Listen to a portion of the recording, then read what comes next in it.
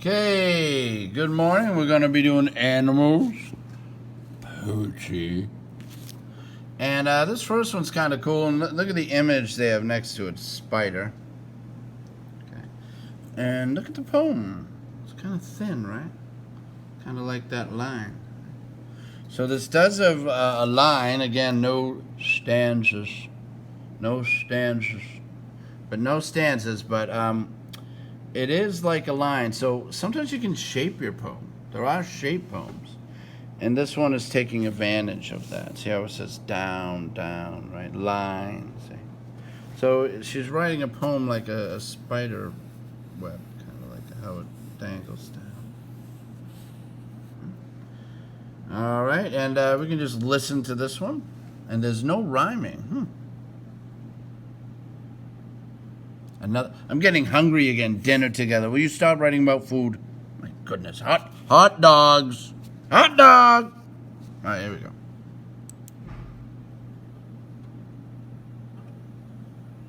Dinner together. Sitting by the barbecue, waiting for sausages and hot dogs, blue-gray smoke, the same color of the sky. I see a tiny spider walking down from the sky with tiny 6-footed steps, down, down in a perfectly straight line, all the way down to the floor, then back up, the same line, rising from one cloud up to another, a silver speck glistening at its mouth, climbing the invisible ladder. Diana Rivera. Cool poem. A little late for Halloween, though. Ooh. Okay, and there are a lot of... Now, this one, man, this poem is going to make you dizzy. I'm not even sure it's rhyme scheme, but you can really hear the rhythm. And it's a very unique poem. It's going to take a while to read, because you're supposed to read both things at once, which gets crazy. And you'll see what I mean in a minute. Okay. Whirligig Beetles. Yeah, yeah.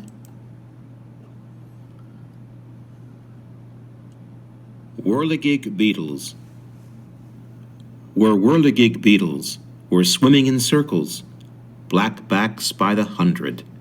We're spinning and swerving as if we were on a mad merry-go-round.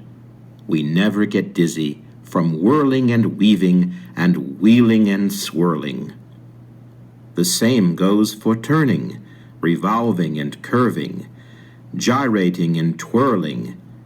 The crows fly directly, but we prefer spirals, arcs, ovals, and loops. As the whirligig swims, circular, roundabout, backtracking, indirect, serpentine, tortuous, twisty, best possible route. We're whirligig beetles. We're swimming in circles, black backs by the 100. We're spinning and swerving as if we were on a mad merry-go-round. We never get dizzy from whirling and weaving and wheeling and swirling.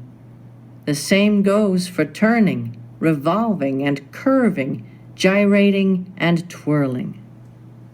The crows fly directly, but we prefer spirals, arcs, ovals, and loops. We're fond of the phrase, as the whirligig swims, meaning traveling by the most circular, roundabout, backtracking, indirect, serpentine, tortuous, twisty, and turny, best possible route. We're whirligig beetles. We're swimming in circles. Beetles.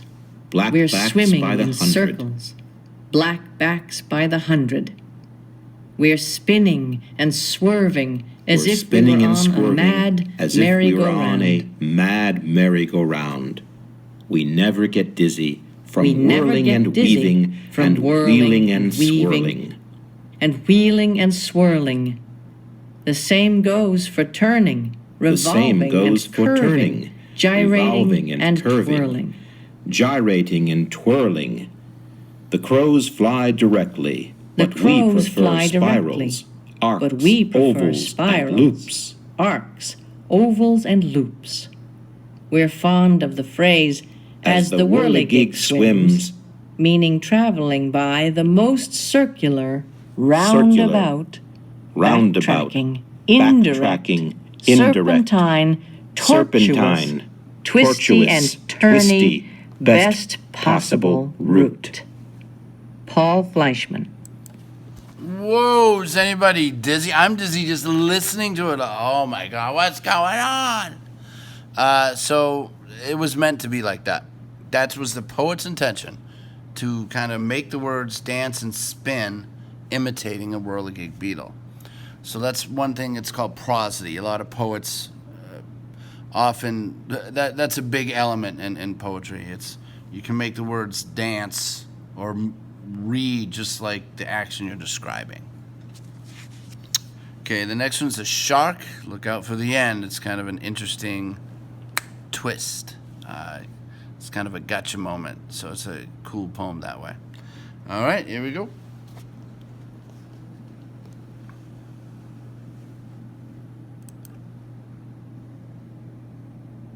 The shark.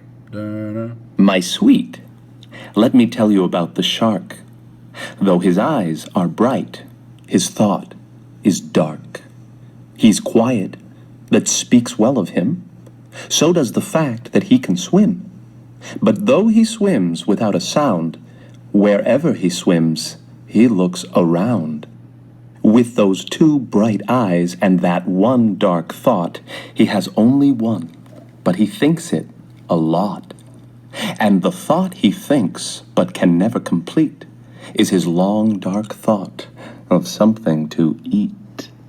Most anything does, and I have to add that when he eats, his manners are bad. He's a gulper, a ripper, a snatcher, a grabber. Yes, his manners are drab, but his thought is drabber. That one dark thought he can never complete of something, anything, somehow, to eat. Be careful where you swim, my sweet. John Ciardi. Okay, so that whole poem has very good control of rhythm and pace, and he's really driving you here of something, anything, somehow to eat, almost like the movie Jaws, like dun dun dun dun dun, really, and then he adds, and it's even a separate stanza of one line. Be careful where you swim, my sweet. So it's really adding that line on. It's kind of scary, like, ha, gotcha. So it's really a neat little poem there. Good control of language. This poem I have to read to you. I guess Shell allowed it to be in the book. Shel Silverstein, very famous poet. Hopefully some of you read his poetry books. However, he didn't allow them to record it, so I'll have to do that. This is similar to Patch of Old Snow. It's kind of a silly poem, funny, great poem, but there could be a deep meaning to it. It's all the same to the clam. You may leave the clam on the ocean's floor. It's all the same to the clam. For 100,000 years or more, it's all the same to the clam. You may bury him deep in mud and muck, or carry him around to bring you luck, or use it for a hockey puck. It's all the same to the clam. You may call him Jim or Frank or Nell. It's all the same to the clam. Or make an ashtray from his shell. It's all the same to the clam. You may take him riding on the train or leave him sitting in the rain. Never hear the clam complain. It's all the same to the clam. Yes, the world may stop or the world may spin. It's all the same to the clam. And the sky may come a-falling in. It's all the same to the clam. Man may sing his endless songs of wronging rights and righting wrongs. The clam just sits and gets along. It's all the same to the clam. Shel Silverstein. So at first this poem's really silly, you know, carry him around like a huggy puck, you know, bring him around to bring yuck. And, you know, Jim or Frank or no, you know, it's really just kind of a silly. And then here, now it's, the world may stop, but the world may spin. So, might be getting some meaning here. And then here, man may sing his endless songs of wronging rights and righting wrong. So, it's interesting how you want to take this. Some people ignore the news, like the election going along, and they just want to just hide away from things. So it could mean that. It could also mean no matter how hard you try, you know, if you try and fix the wronging rights and righting wrongs, it won't matter. It's just sit and get along with each other. You know, it could mean that. There's a lot of different meanings. It really could mean that some of the stuff that we all get angry about, maybe it doesn't matter as much as we think. All right? Maybe that's an interpretation. The bat.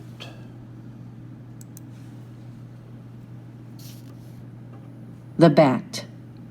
By day, the bat is cousin to the mouse. He likes the attic of an aging house. His fingers make a hat about his head. His pulse beat is so slow we think him dead. He loops in crazy figures half the night among the trees that face the corner light. But when he brushes up against a screen, we are afraid of what our eyes have seen. For something is amiss or out of place when mice with wings can wear a human face. Theodore Retke. So obviously here we have some nice lines and stanzas. These are couplets. That's 2 lines. And rhyme scheme is just A, A, B, B, and that's it. And then C, C, D, D, B. You don't need to say that. A, A, B, B sets up the rhyme scheme. Mouse, house, head, dead, night, light, screen, scene, place, face.